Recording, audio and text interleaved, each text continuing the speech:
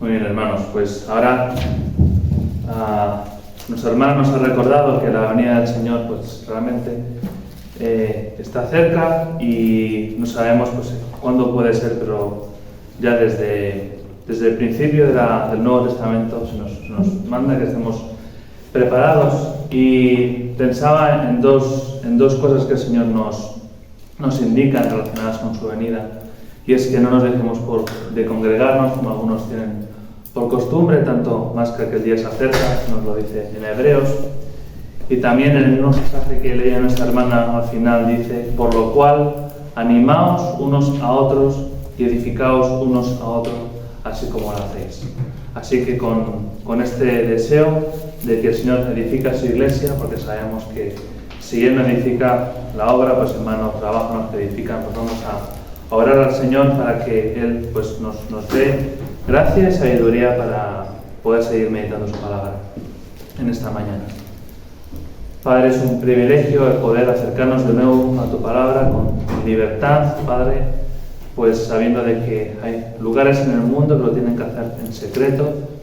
Pues yo te quiero pedir que podamos pues disfrutar de este tiempo, que podamos pues aprender, ser edificados, y también en aquello que tú desees exhortarnos en esta mañana, y que tú examines nuestros corazones, pues que así sea, Padre.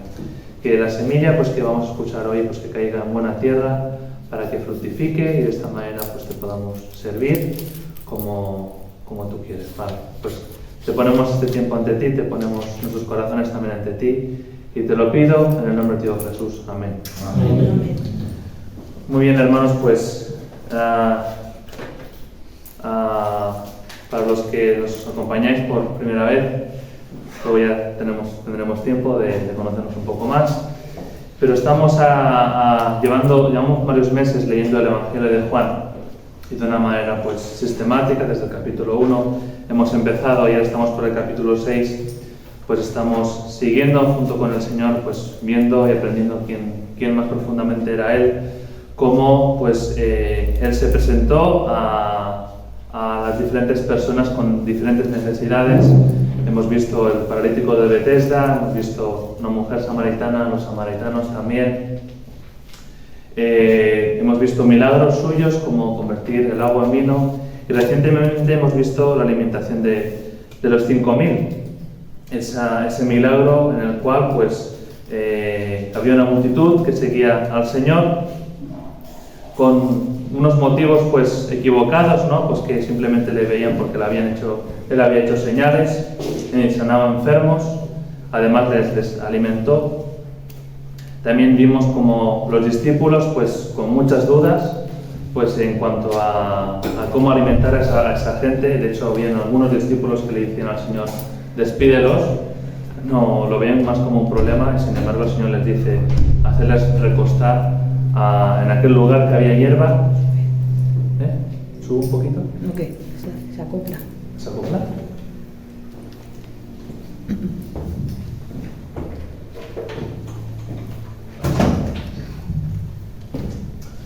Vemos que el Señor le dice a Felipe, ¿no? Le dice: ¿dónde sacaremos comida para tanta gente, ¿no? Y Felipe pues mira el bolsillo, mira el dinero que puede costar alimentarles, sabiendo de que no había posibilidad por ahí.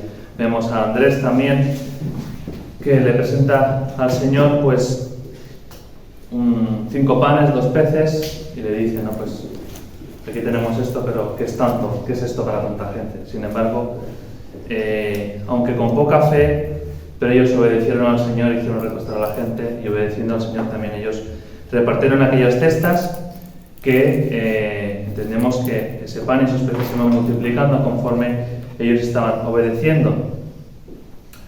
Y también vimos algo que para mí al menos fue muy importante, ¿no? Cuando acaba ese milagro, la gente, recordemos, porque hoy es importante también que lo recordemos, que la gente le quería hacer rey, viendo cómo les había alimentado. Quería de él, pues bueno, que le solucionara sus problemas, que acabara con los romanos, que era el imperio que les estaba pues mandando, ¿no? Y estaban en esa tiranía de alguna manera. Y el Señor Jesús pues huye de eso, y aparte sus discípulos también les hace subir en la barca y que salieran al otro lado de Galilea, del mar de Galilea. Y nos quedamos aquí, y así que hoy vamos a leer desde el versículo 22 hasta el final del capítulo 6. Es un texto un poco largo, o quizá lo iremos leyendo conforme vayamos avanzando mejor. Sí, empezaremos en Juan capítulo 6, el versículo 22. Recordad que es el capítulo más largo del Evangelio de Juan. Y como os decía, justo acababa de pasar lo de que ellos están en la barca y hay una tempestad y Jesús viene ellos andando sobre el mar y sí que cruzan el mar. Y recordad de que nadie había visto a Jesús subirse en la barca, porque había sido Jesús que había mandado a los discípulos que fueran y Jesús se había quedado en el monte ahora. Entonces se da esta situación. Nos dice así en el versículo 22: al día siguiente, la gente que estaba al otro lado del mar vio que no había habido allí más que una sola barca y que Jesús no había entrado en ella con sus discípulos, sino que éstos se habían ido solos. Pero otras barcas habían arribado de Tiberias, del otro lado del mar, junto al lugar donde habían comido el pan después de haber dado gracias al Señor. Cuando vio pues la gente que Jesús no estaba allí, ni sus discípulos, entraron en las barcas y fueron a Capernaum buscando a Jesús. Y aquí podemos ver estas ansias de esta gente que habían visto el milagro, cómo estaban pendientes, ¿no? Ellos vieron de que justo después que había acabado el milagro solo había una barca en aquel lugar del mar, vieron que los discípulos se habían metido en esa barca, que habían desaparecido, vieron que Jesús no estaba en la barca y por lo tanto algunos fueron al otro lado del mar y venían de Tiberias, venían otros para donde estaba el Señor y se cruzaron barcas, ¿no? Y el caso es que parecía que había un deseo genuino de buscar al Señor y por eso pues se da este tema, ¿no? de fijándose y cómo puede ser que tal, cómo el Señor ha llegado al otro lado del mar, al lado de Tiberias, ¿no? Y así le preguntan al Señor en el versículo 25, dice que hallándole al otro lado del mar, le dicen: Rabí, ¿cuándo llegaste acá? Y fijaros aquí que el Señor no está interesado en explicarles cómo llegó allá, porque no les responde la pregunta, porque ellos de alguna manera estaban todavía queriendo ver más señales, queriendo ver más sanaciones, más milagros, y el Señor no les responde a esta pregunta de cuándo llegaste acá. ¿Cómo lo has hecho si realmente solamente había una barca y tú no te subiste en ella? Y Jesús ya les empieza a decir cuál es el motivo por el que le buscaban, ¿no? Les dice en el 26: respondió Jesús y les dijo: de cierto os digo que me buscáis, no porque habéis visto las señales, sino porque comisteis el pan y os saciasteis. Trabajad no por la comida que perece, sino por la comida que a vida eterna permanece, la cual el Hijo del Hombre os dará, porque a este señaló Dios el Padre.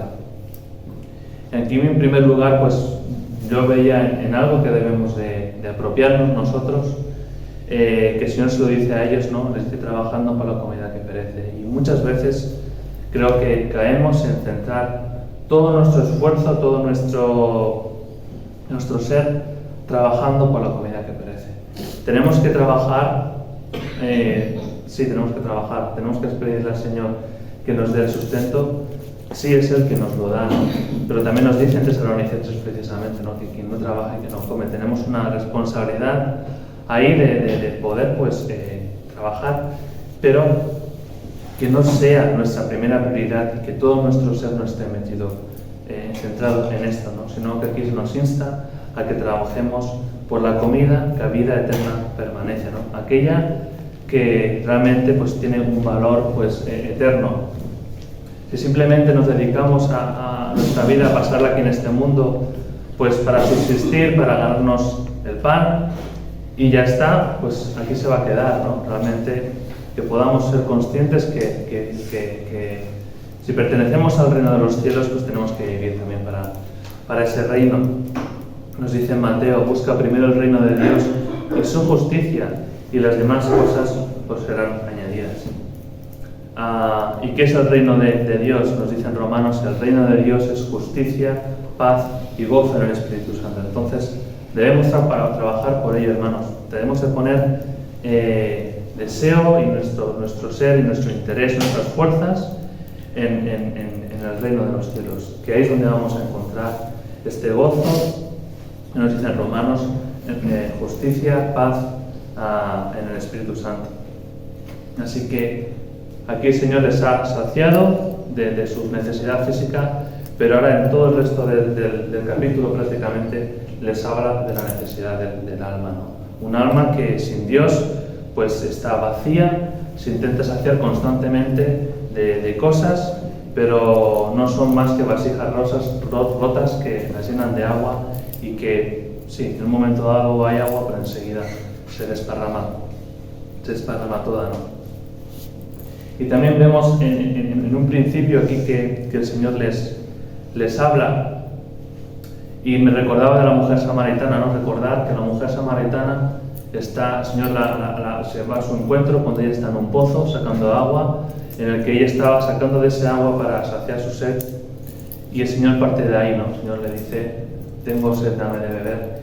Y ahí el Señor poco a poco, partiendo de una necesidad física de la mujer samaritana, le lleva a la necesidad espiritual que tenía ella, ¿no? Que era que viviera del agua que Él le iba a dar, que era agua viva, de la cual de quien bebiera de ese agua pues no tendría sed jamás. Y ahora el Señor aquí hace lo mismo.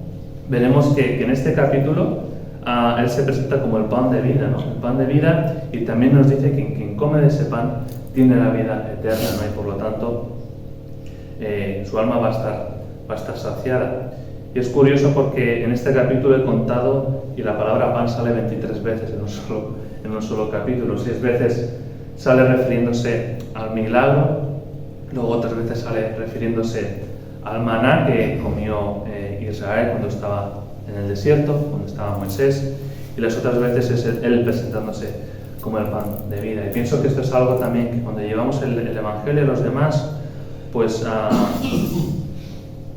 está esta comparativa que hace el Señor, que la podemos usar, ¿no? Usar algo físico, una necesidad física de las personas para llevarles a lo que es realmente su verdadera necesidad, ¿no? Hace poco estuve con una persona que tenía problemas, pues bueno, más que económicos, pues unos problemas suyos personales que para él esos problemas le era el todo, ¿no? Y que decía, cuando esto se solucione yo ya estaré tranquilo.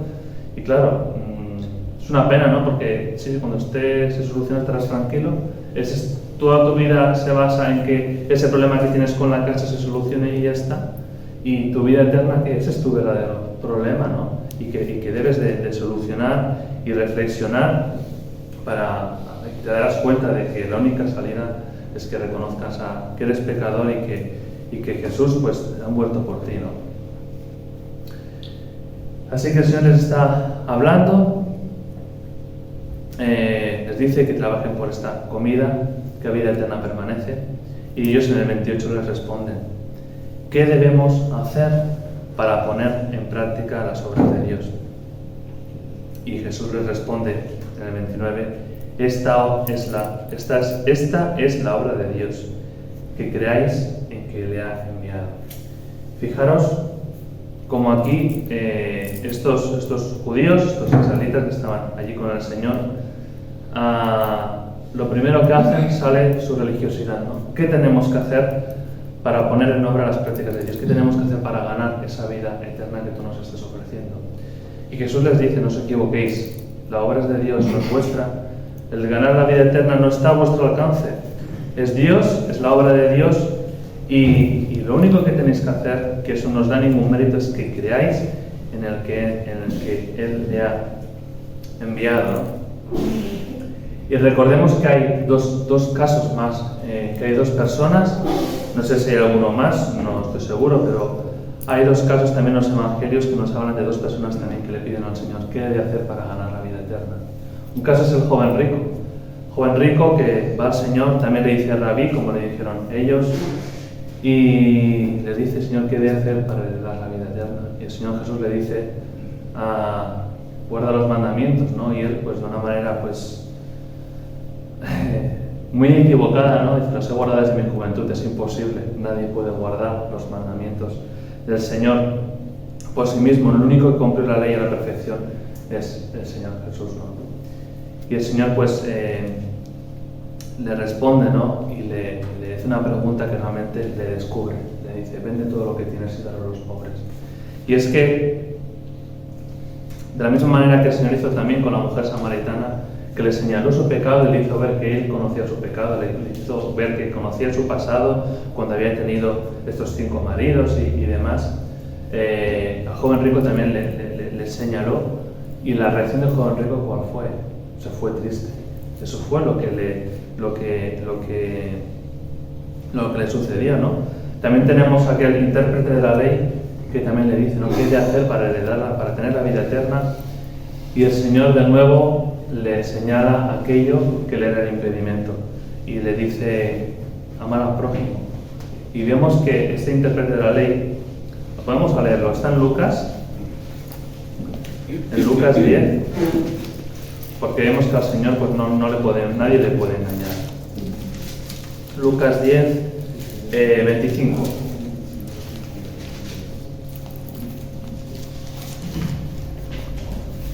Dice así, he aquí un intérprete de la ley se levantó y dijo para probarle, Maestro, ¿haciendo qué cosa heredaré la vida eterna? Y él le dijo, ¿qué está escrito en la ley? ¿Cómo lees? Y aquel respondiendo dijo, amarás al Señor tu Dios con todo tu corazón y con toda tu alma y con todas tus fuerzas y con toda tu mente, y a tu prójimo como a ti mismo. Y el Señor le dice, bien has respondido, haz esto y vivirás. Y luego le dice intérprete, ¿y quién es mi prójimo? Pero fijaros cuál era la intención de esta persona. Esta pregunta la hizo para querer justificarse, porque aquí es algo, quizá un paréntesis un poco en la idea principal de lo de Juan, que podemos caer en este error de este intérprete de la ley, ¿no? El Señor nos dice, amarás a tu Dios, al Señor tu Dios, con todo tu corazón, con toda tu alma, con todas tus fuerzas, toda tu mente y a tu prójimo como a ti mismo. Y esto realmente es sencillo de entender. Pero el prójimo, quizá los samaritanos no entran en ese grupo, ¿no? Del prójimo, o estas personas que me han hecho tal, esto no es el prójimo, ¿no? Y fijaros que él supo perfectamente lo que le estaba diciendo al Señor, pero queriendo justificarse, Señor, aclárame esto del prójimo, y es muy sencillo. El prójimo es cualquiera que necesite ayuda a nuestro alrededor. Y nosotros podemos hacerlo, y es triste, ¿no? Que leemos algo en la palabra, intentamos relativizarlo. Sí, bueno, pero en este aquí está diciendo que no le demos muchas vueltas como hacía ese intérprete de la ley. Y era intérprete de la ley, realmente era alguien que conocía la palabra, pero lo dijo para justificarse. Así que vemos que estos dos casos que le preguntan al Señor qué hay que hacer para heredar la vida eterna. Y meditaba también en el joven rico cuando se fue triste, ¿no? ¿Por qué se fue triste el joven rico? Podemos pensar que pienso que uno de los motivos por que se fuera triste es porque todo el esfuerzo que había hecho por cumplir la ley, el Señor les lo estaba tirando por tierra de alguna manera. Le estaba diciendo, eso no te va a servir para heredar la vida eterna. Y de alguna manera a veces puede pasarnos que todos tenemos nuestra historia, todos tenemos un pasado, y podemos llegar a lamentarnos bueno, si hubiera conocido antes al Señor, si este punto lo hubiera visto antes claramente, y pensamos en nuestra vida y podemos pensar que en cosas hemos perdido el tiempo. Y es verdad, ¿no? Hay cosas que lamentablemente perdemos el tiempo y luego tenemos unas consecuencias, ¿no? Pero una vez reconocemos estos errores, clamamos al Señor, debemos hacer como hacía Pablo, ¿no? Olvidándome de lo que queda atrás, me extiendo hacia adelante, hacia el supremo llamamiento, ¿no? Que realmente que nuestro pasado, en las cosas que hemos pecado y nos hemos arrepentido, que realmente miremos hacia adelante, ¿no? Y que ese pasado pues le pidamos al Señor que no nos lastre para cumplir su propósito y para pues por buscarla a Él y ponernos a su servicio, ¿no? Y también en cuanto aquí el Señor está hablando de la vida eterna, le está diciendo que es una obra del Padre. Meditaba también en como muchas veces oramos, y creo que de una manera correcta, ¿no? Que decimos, Señor, ayúdanos a poner en práctica tal cosa, ¿no? Que no seamos oidores solamente, sino hacedores. También el domingo pasado veíamos que el domingo pasado no, estoy confundiendo de otro lugar que en el que estuve. Cuando el Señor habla la parábola de las casas, la casa sobre la roca, la casa sobre la arena, esa parábola está basada en quien sabe las cosas y las hace y el que no las hace. Pero que nunca nos equivoquemos que el obedecer al Señor no es para ganarnos nada, no es para ganar la vida eterna. Eso es una obra de Él, es un regalo que es por gracia. Que como veíamos el domingo pasado, que un adorador es un siervo y un siervo es un adorador, no es una cosa que no se puede despegar una cosa de la otra, que si realmente no tenemos ningún deseo por obedecer al Señor, pues quizá no hemos conocido realmente a nuestro Señor, ¿no? Que realmente pues meditaba en esto, ¿no? Que lo que hagamos que no sea para ganarnos nada de Él, porque su amor es incondicional, pero sí que si nuestra vida no refleja ningún deseo de obedecerle, pues que realmente pidamos que el Señor examine nuestro corazón para ver lo que realmente hay en el corazón de cada uno de nosotros, ¿no? La vida eterna se trata de fe, de creer, como dice el Señor Jesús aquí, y de fe con obediencia, como hemos estado viendo últimamente, ¿no? A veces con poca fe, pero sí con obediencia. Cuando falta fe, que no falte la obediencia. Y el joven rico pues le puso triste que el Señor le dijera que eso pues no era lo que él buscaba. Y seguramente algunos se ofendieron también de aquellos israelitas que estaban aquí, ¿no? De que el Señor les pedía que lo único que tenían que hacer era creer. Y cuando también pues vemos también que el Señor les dice esto, y en el versículo 30, a aquellas personas fijaros estas personas que habían visto los milagros de Jesús, habían visto cómo sanaba enfermos, que sanó muchos enfermos, porque hay dos evangelios que nos dice que Jesús tuvo compasión de aquella multitud y les sanó, les dio de comer. Y parece como que eso, al momento de que el Señor les empieza a llevar al verdadero evangelio, eso se empieza a desinflar. Porque fijaros lo que les dice la gente en el versículo 30. Le dijeron entonces, ¿qué señal haces tú? ¿Qué señal pues haces tú para que veamos y que creamos? ¿Y qué obra haces? ¿Qué pasa? Que lo que había hecho el Señor hasta entonces no era suficiente. Se había mostrado, se había dado señales, se había dado de todo, pero como enseguida ya se estaban olvidando. En el momento en que el Señor les enfrentaba a la realidad del Evangelio, pues ya se les había pasado, querían más milagros. ¿Qué pasa? Que hay una cantidad de milagros que a partir de ahí iban a creer. No, los milagros no cambian a las personas. Los milagros son señales que el Señor hace, que nos dice que Jesús es el Hijo de Dios, pero el milagro en sí no cambia a las personas. Lo que nos cambia solamente es ir rendidos al Señor. Y entonces le siguen diciendo estas personas al Señor, les dicen, nuestros padres comieron el maná en el desierto, como está escrito, pan del cielo les dio de comer. Y aquí me daba cuenta de otra cosa que podemos aprender para cuando estamos hablando con personas que no conocen al Señor, ¿no? Y vuelvo también al ejemplo de la mujer samaritana. ¿Qué pasó con la mujer samaritana? Cuando el Señor le empieza a hablar a la mujer samaritana, salen dos cosas. Una, sale un tema de tradición. La mujer le dice que este es el pozo de Jacob, de nuestros antepasados. Y también la mujer le dice, no, vosotros adoráis en Jerusalén, como los judíos adoraban en Jerusalén, nosotros adoramos de otra manera. Y ahora ellos aquí comparan a Jesús con esa tradición que tenían ellos, ¿no?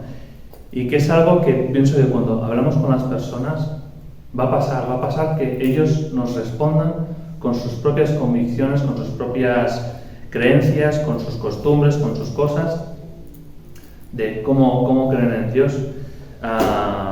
de una manera pues muchas veces incorrecta, ¿no? Porque sabemos que la única manera de llegar a Dios es a través del Señor Jesucristo. Pero que veamos que esta reacción en las personas que no nos sorprenda, porque desde el principio ha sido así, ¿no? Tú les presentas el Evangelio y ellos te dicen, ya, pero yo creo así, yo creo así, y que sepamos cómo responder cuando recibimos estas respuestas, ¿no?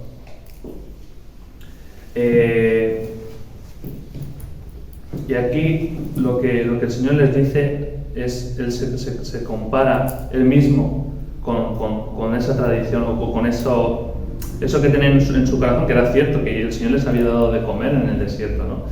Pero entonces el Señor se presenta a sí mismo y les dice en el versículo 32, de cierto os digo, no os dio Moisés el pan del cielo, mas mi Padre os da el verdadero pan del cielo. Porque el pan de Dios es aquel que descendió del cielo y da vida al mundo. Y eso es lo que debemos hacer, ¿no? Al final es que Jesús es mejor, que Dios es mejor, que no se trata de religión, ni que mi religión es mejor que la tuya, se trata de que todo lo que tú crees, vale, pero es que eso no te sirve realmente. Lo que te sirve es que conozcas a Jesús, que Él murió por ti en la cruz y que ahora desea ser tu Salvador, ¿no? Que habrá un día cuando ya no habrá tiempo y será tu juez si realmente no has aceptado como tu Salvador y no has aceptado ese sacrificio que Él hizo por ti en la cruz donde clavó todos tus pecados, ¿no? Y el Señor así se presenta como el pan del cielo. Y lo va a repetir varias veces, nos dice en el 33, porque el pan de Dios es aquel que descendió del cielo y da vida al mundo. Y el 34 le dice, Señor, danos siempre de ese pan. Una respuesta parecida a la de la mujer samaritana de nuevo. La mujer le dijo, Señor, dame de ese agua para que no tenga que venir aquí a sacarla. Y ellos también les dicen, no, Señor, danos siempre de ese pan. Aparentemente, tanto la mujer como ellos pues estaban interesados en el Evangelio, ¿no? Pero sabemos que al final pues la realidad fue una distinta, ¿no? La mujer samaritana sí que creyó al Señor Jesús como aquel Cordero que vino a salvar el mundo, pero estos judíos pues no lo vieron así. Y Jesús les dice en el 35, yo soy el pan de vida, el que a mí viene nunca tendrá hambre, y el que en mí cree no tendrá sed jamás. Una vez más, Jesús hablando de la eternidad. Cuando dice que no tendrán sed jamás, cuando no tendrán hambre jamás, está hablando de la eternidad. Y es el mensaje del Evangelio que prediquemos al mundo, tiene que ser ese, tiene que estar centrado en lo eterno, no en las soluciones, que yo tengo un problema, con mi familia tengo un problema tal. El Señor lo que está interesado es en solucionar tu problema eterno. Lo que estás pasando aquí, quizá lo que tú ves ahora como una maldición, es una bendición porque es lo que te hará que yo pueda estar hablando contigo del Señor, ¿no? Es lo que te puede estar acercando al Señor. Así que el Señor también permite a las personas del mundo pasar por pruebas para acercarlos a Él, ¿no? También como se leía en el Salmo 139 esta mañana, ¿no? Que el Señor pues, nos prueba para también mostrarnos lo que hay en nuestro corazón. Nos dice en el 35 de nuevo, yo soy el pan de vida, el que a mí viene nunca tendrá hambre y el que en mí cree no tendrá sed jamás. Pero fijaros lo que os dice, más os lo he dicho, aunque me habéis visto, no creéis. Y no sé hasta qué punto que el Señor pues, lo dijera esto pues entristecido, ¿no? Por viendo que el rechazo que había y el corazón tan duro que había en aquellas personas, ¿no? Él sabía que aunque por muchas señales que hiciera, pues al final Él da esta lección, ¿no? Y veremos al final de este capítulo que también el Señor nos da elección a nosotros también. Luego nos dice en el 37, voy un poco rápido porque es un capítulo largo, pero tampoco conviene que lo separemos. Dice en el 37 una promesa preciosa, todo lo que el Padre me da, vendrá a mí, y el que a mí viene, no le echo fuera. Porque he descendido del cielo no para hacer mi voluntad, sino la voluntad que me envió. Y esta es la voluntad del Padre, el que me envió. Que todo lo que me diere no pierda yo nada, sino que lo resucite en el día postrero. Y vuelvo a decir, y esta es la voluntad del que me ha enviado, que todo aquel que vea al Hijo y cree en Él, no solamente que lo ve, sino que cree en Él, porque ellos estaban viendo, pero no creían, que todo aquel que vea al Hijo y cree en la vida y cree en Él, tenga vida eterna, y yo le resucitaré en el día postrero, ¿no? Y es esto, hermano, no sirve simplemente el hecho de que sí, yo creo, ¿crees en Jesús? Sí, yo creo en Jesús. O sea, yo sé quién es, creo. Yo sé quién es Jesús, sé que es un personaje histórico que vino a la tierra, dio muy buenos consejos, pero la clave es creer en Él, creer en lo que vino a hacer, en lo que Él vino a darnos vida eterna, porque realmente estábamos muertos en nuestros delitos y pecados. Y aquí vemos como poco a poco, a ojos humanos, parece como que el ministerio del Señor se empieza a desinflar, ¿no? El Señor había hecho unos milagros, llega al punto álgido, ¿no?, de la alimentación a los 5.000, y a partir de ahí se empiezan a haber rechazos para el Señor, ¿no? Y ahora lo seguiremos viendo esta idea. Dice en el 41 que murmuraban entonces de Él los judíos, porque había dicho, yo soy el pan que descendió del cielo. Y decían, empiezan a razonar, y decían, ¿no es este Jesús el hijo de José, cuyo padre y madre nosotros conocemos? ¿Cómo pues dice esto? ¿Cómo pues dice este del cielo he descendido? Y aquí me gustaría pararme porque veamos cuando alguien quiere justificarse, cuando quiere pues realmente no aceptar a Jesús, empiezan a haber incoherencias, empiezan a haber muchas incoherencias. Ahora, su problema es que dice Jesús que es el pan que desciende del cielo, y entonces piensan en José y María, que eran sus padres, ¿no?, que vienen de Nazaret y tal. Ya no les preocupa tanto que un hombre nacido de hombre y mujer pudiera hacer los milagros que estaba haciendo. Eso ya de su mente ha desaparecido. El Señor les había dado señales de que tenía poder, un poder que venía de lo alto, un poder que Él aparte ejercía por el Espíritu Santo y porque hacía la voluntad de su Padre. Eso era evidencia total de que Jesús no era un simple cualquiera, ¿no? No podía ser alguien que no fuera enviado por Dios. Y ahora ya empiezan a decir que, bueno, pues el pan del cielo y José María, ¿cómo lo encajamos? Pero el otro lo tienen encajado ya. Ya el tema de los milagros y demás ya empezaban a quitarle importancia. Y por eso cada vez veremos que al final muchos se fueron, ¿no? Porque hay esa incoherencia, ¿no? Y a veces pues pensamos en cómo está el mundo, que el mundo se está volviendo loco, y es verdad, ¿no? Pero ¿dónde está la raíz del problema? ¿Simplemente se han vuelto locos porque sí? ¿O porque la mayor locura que puede cometer el ser humano es tener de lado a Dios? Ese es el mayor de los problemas de la humanidad. La mayor locura del hombre y lo que le lleva a la perdición y a todo lo que estamos viendo es que se ha olvidado de Dios, que lo deja de lado en todo. Hasta cierto momento pues había como un cierto temor, estaba presente en las instituciones. Eso no quiere decir que las personas fueran salvas, pero había una cierta reverencia, ¿no? Pero ¿de dónde viene toda la inmoralidad que estamos viendo y demás? ¿Se han vuelto locos porque sí? No. Se han vuelto la mayor locura que podemos cometer, que comete la humanidad, es dejar de lado a Dios. Y a partir de ahí el Señor nos entrega mentes reprobadas, les entrega, y vemos incoherencias, pero que eso no nos desanime para seguir predicando el Evangelio, ¿no? Que sí, hay mucho rechazo, es así, ¿no? Pero que el Señor tenga misericordia de todos ellos y oremos por las almas que están a nuestro alrededor, donde Dios nos pone en nuestro lugar de misión, y no me refiero como lugar de misión este lugar en Masquerra, sino mi lugar de misión es, en primer lugar, es mi hogar, luego mi trabajo, todas las personas con las que me relaciono, ¿no? Todos somos misioneros en ese sentido. Pero que es verdad que el mundo, pues vamos a ver mucha incoherencia, la estamos viendo, pero que la mayor incoherencia, la mayor locura es dejar de lado a Cristo, negarle que es el creador de todas las cosas, negar que Él le pertenecen todas las cosas. Seguimos en el 43, Jesús les dice, no murmuréis entre vosotros, ninguno puede venir a mí si el Padre que me envió no le trajere, y yo le resucitaré en el día postrero. Escrito está en los profetas, y serán todos enseñados por Dios. Así que aquel que oyó al Padre y aprendió de él, viene a mí.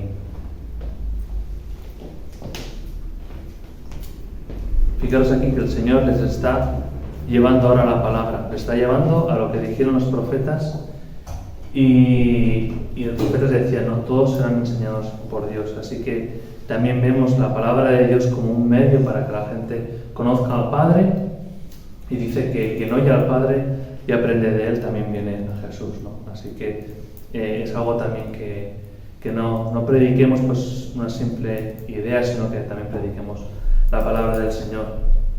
Dice en el 47, de cierto os digo, dando énfasis aquí, ¿no? De cierto os digo que el que cree en mí tiene vida eterna. Y de nuevo nos dice, yo soy el pan de vida.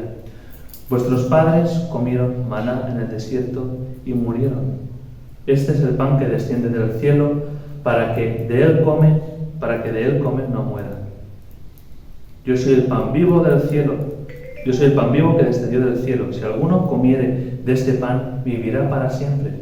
Y el pan que yo les daré es mi carne, la cual yo daré por la vida al mundo. Y sabemos que esto faltaba muy poco tiempo para que el Señor diera su vida por este mundo. Pero en esta comparación que hay aquí entre el maná del desierto y el pan de vida que es Jesús, ¿no?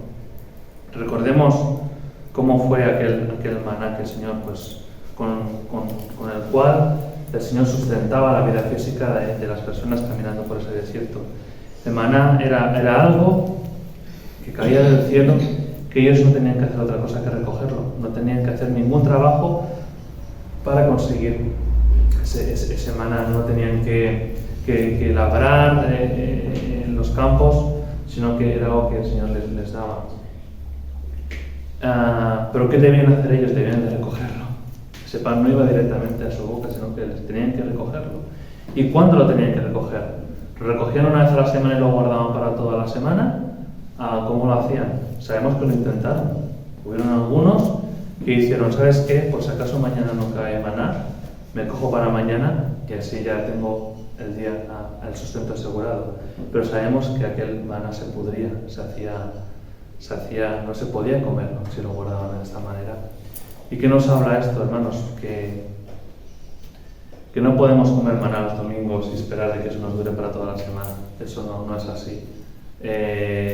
Es comer el pan cada día, el pan de vida, cada día alimentarnos del Señor, pensar en Él, en su sacrificio, y no pensar que porque el domingo ya hemos tenido un banquete, ¿no? que bueno, eso ya nos va a durar para toda la semana.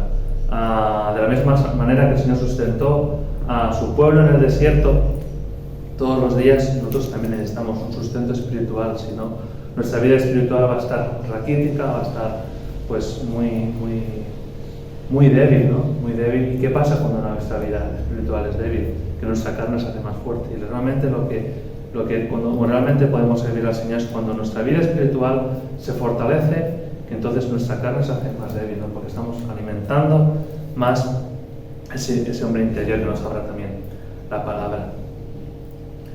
Y bueno, nos hemos quedado en el versículo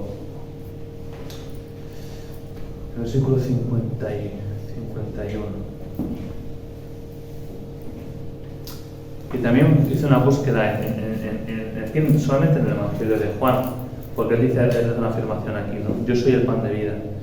Pero también en este aprendizaje en el que estamos de aprender pues, más profundamente quién es Jesús, quería recordaros también otros versículos en el mismo Evangelio de Juan que nos dice quién es Él, ¿no? Nos dice aquí, yo soy el pan de vida. Más adelante dirá, yo soy la luz del mundo. En Juan 10 dice, yo soy la puerta de las ovejas. En Juan 10 también dice, yo soy el buen pastor. Juan 11 dice, yo soy la resurrección y la vida.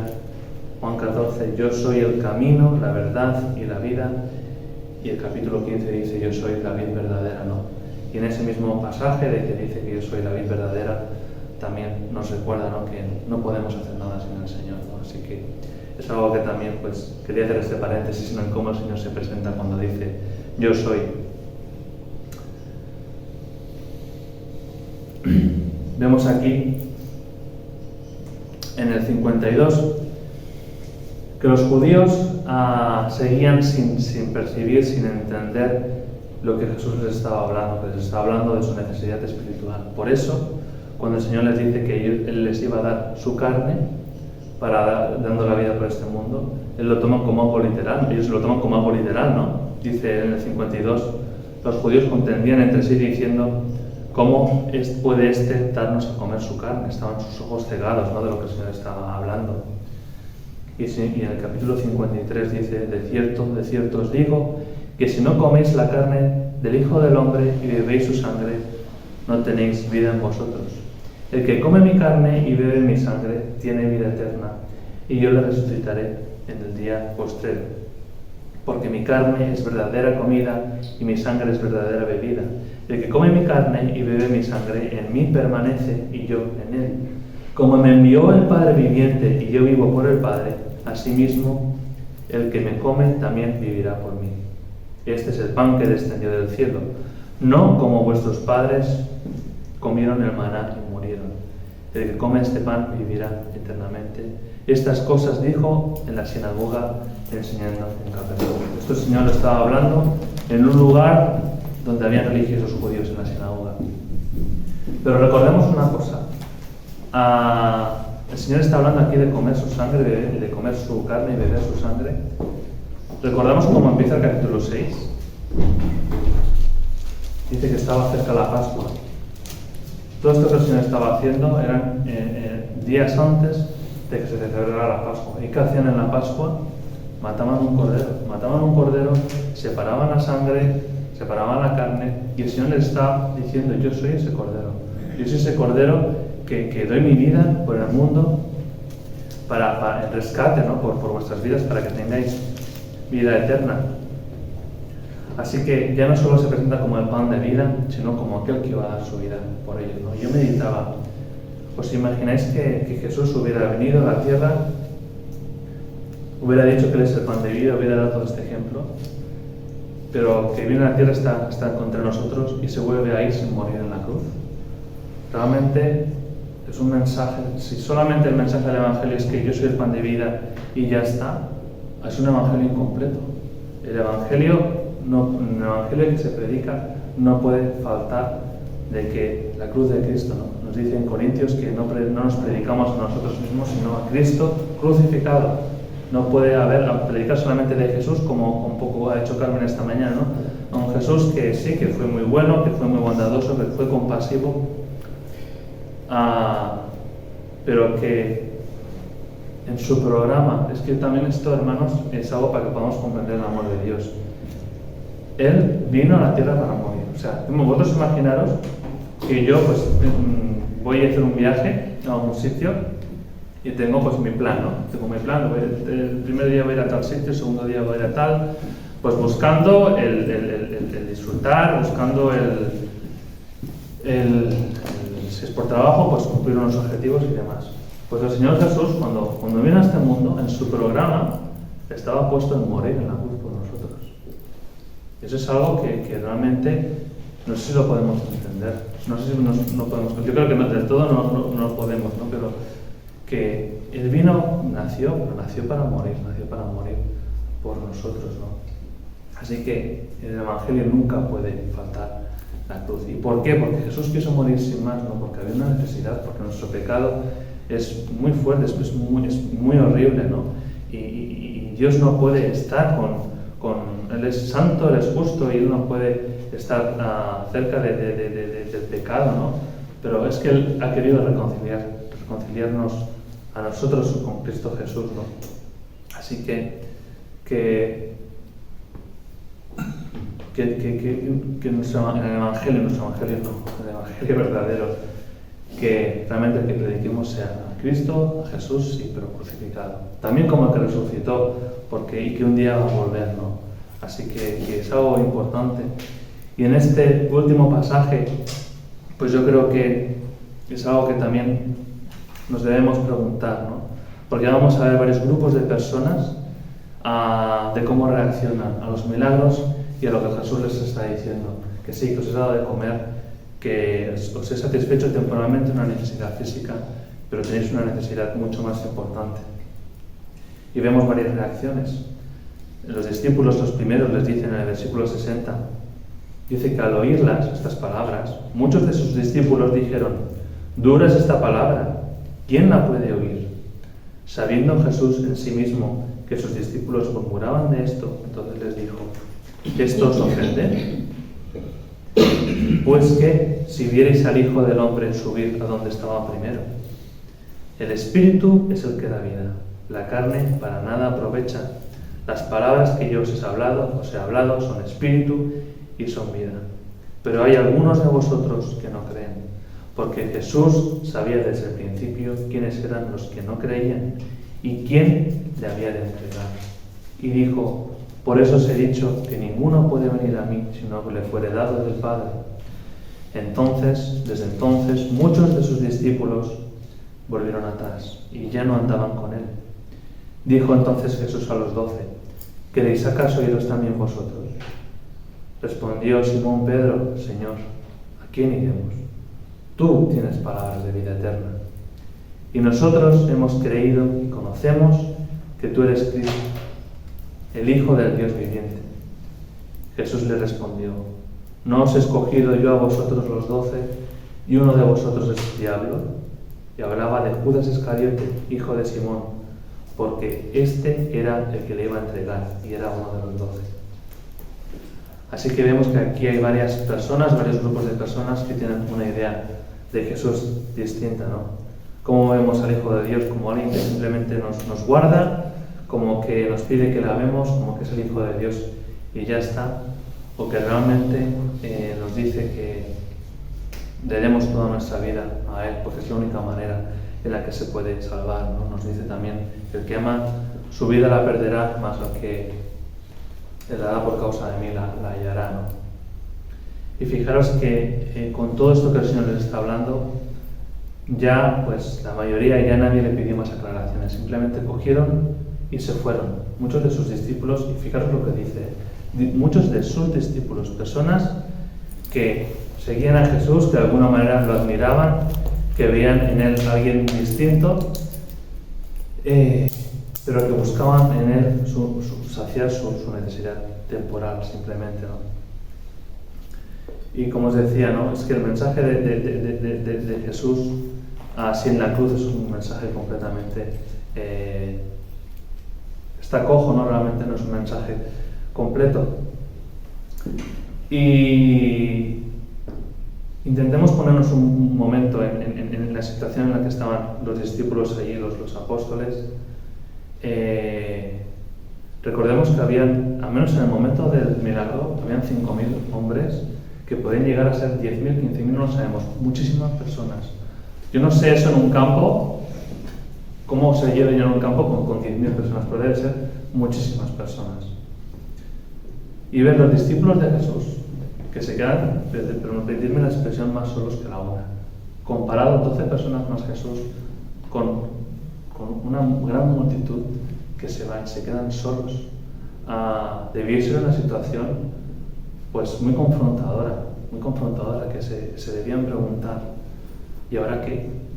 Ahora recordar que Juan primero tenía sus discípulos, Juan el Bautista, y poco a poco el grupo de Jesús fue siendo más grande que el de Juan. Los discípulos de Juan le dicen: Juan, que Jesús, que tiene más discípulos que tú. Y dice Juan: pues yo estoy súper gozoso, ¿no? No sé dónde está el problema. Pero que de golpe y porrazo, de un día para otro, o sea, debía haber gozo. O sea, el Señor ha hecho un gran milagro y de golpe y porrazo, al día siguiente, nos lo dice aquí, al día siguiente, se van tantísimas personas. A los ojos del hombre, pues bueno, pues aquí está el fracaso de Jesús, ¿no? Ya ha fracasado. ¿Por qué se fueron? Porque el Señor les dijo, ¿no? Que realmente Él venía, les predicó de la locura de la cruz, ¿no? Y en esta situación de los discípulos, pues seguramente muy desanimados, no lo sé, pero el cuadro debería ser tremendo, ¿no? En medio de esa situación, Jesús les dice: al menos vosotros quedaros conmigo. No les dice eso, ¿eh? Les dice: ¿qué queréis hacer vosotros? ¿Queréis iros también? Jesús no obliga a nadie. Jesús no obliga a nadie a seguirle. Si dices, tengo que obedecer, tengo que, lo haces si realmente le amas al Señor, si hay una relación de amor con el Señor, si realmente reconoces que ha dado su vida por ti. Jesús no te está obligando a que le sigas. Él no obligó a nadie, ni a sus propios discípulos que él mismo había escogido, como vemos aquí. ¿Cómo hubiéramos reaccionado nosotros si hubiéramos estado en ese grupo de 12 y vemos que nos quedamos así de solos, ¿no? Pero ¿qué era lo que hizo que esos apóstoles se quedaran ahí, estos 12? Y hay 3 razones que da Pedro, que sabemos que era alguien que siempre estaba ahí siempre para tener un carácter especial, ¿no? De alguna manera. Y da 3 razones. Le dice, ¿a quién iremos? Si no es a ti, ¿qué nos queda? No tenemos nada. Tú eres todo lo que tenemos. Le dice, tú tienes palabras de vida eterna, eres el único que realmente nos puede dar vida eterna, que reconocemos que es lo que necesitamos, porque si no, 4 días aquí en la tierra y si mi vida eterna no está solucionada, ¿qué sentido tiene, no? Y luego dice, hemos creído. Tercera, hemos creído y conocemos. No solamente le ven, sino que creen, conocen que Él es el Cristo, el Hijo del Dios viviente. Reconocen también que es el Hijo de Dios, que no es un cualquiera. Y tener ese convencimiento, tener esa convicción y esa fe fue lo que les hizo mantenerse firmes, no fue otra cosa, no fue ya que sabía que el Señor les iba a dar la comida cuando lo necesitaban. No, aquí no nos dice esto, aquí no dice, nos quedamos contigo porque he visto lo de los panes y pues ya me interesa, no. Es simplemente lo único que les hace estar firme ante esa escapada que hubo, ¿no? Fue de reconocer que Él era el Hijo de Dios y que era el único que podía ofrecerles vida eterna. Así que, ¿en qué grupo estamos nosotros? En el de los judíos que se fueron, fijaros que esto el Señor lo enseñó en un contexto religioso. Estaban en una sinagoga, donde en la sinagoga, pues sí, se abrían las escrituras, se abría el Pentateuco, se abrían los libros de los profetas. Espero que no estemos en ese grupo, ¿no? Estamos en el grupo de estos seguidores, que un poco como el joven rico ven a Jesús como un maestro, porque el joven rico le dice rabí, le dice maestro. Estos grupos también de discípulos también le dicen, al principio, ¿no? Le dicen rabí cuando llegaste acá, lo reconocen como un maestro, como alguien que sabe mucho, que es muy interesante todo lo que explica, que le siguen por todo lo que dice, pero que realmente no reconocen su necesidad. Que cuando viene la prueba, realmente su fe está basada más en su necesidad temporal, más en lo que es su necesidad eterna. Espero que no estemos en ese grupo tampoco, ¿no? Y luego está el grupo de los apóstoles, como hemos podido ver, ¿no? Que su fe descansaba solamente en Cristo, en quién es Él, que Él es el Hijo de Dios y que era el único que podía darles vida eterna. Pero hay todavía otro grupo en el que estaba Judas, ¿no?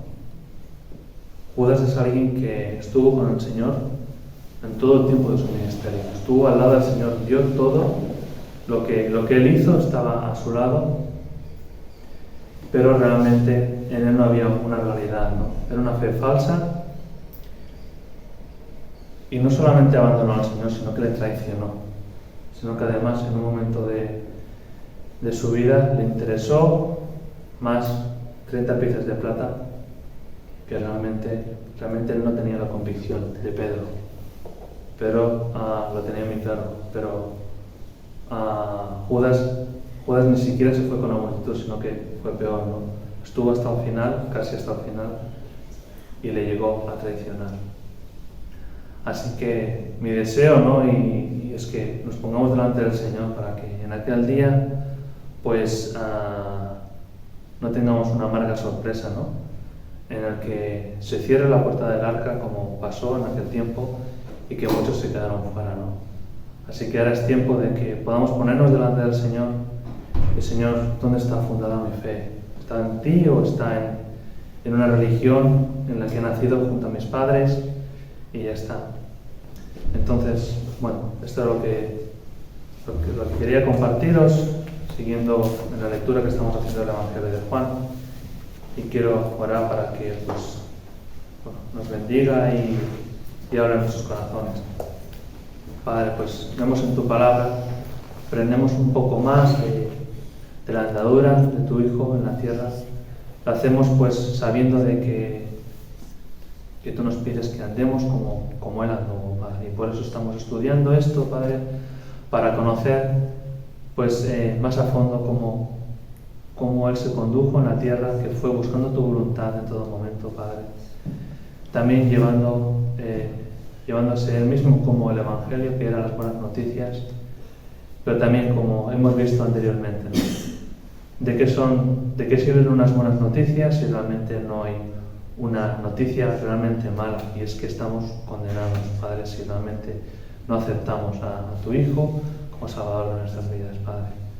Pues te quiero pedir que esto sea realidad en nuestras vidas, que no estemos en ese grupo de personas que sí, que admiraban a tu Hijo, pero realmente lo de la cruz y lo de que tu Hijo pues clavara allí nuestros pecados, pues no era lo importante para ellos, Padre. Que no seamos tampoco como Judas, Padre, que disfrutó de tu presencia y disfrutó de andar contigo, pero realmente en un momento de la vida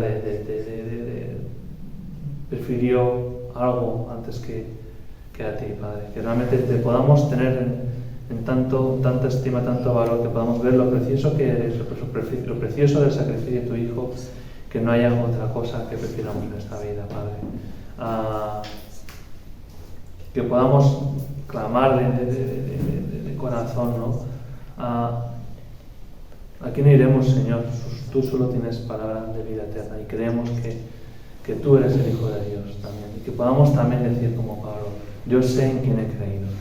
Y que realmente pues con esta convicción en el corazón, con nuestra fe fortalecida en ti, pues que va a ser la única manera donde realmente vamos a brillar con fuerza en el mundo que nos rodea, Padre.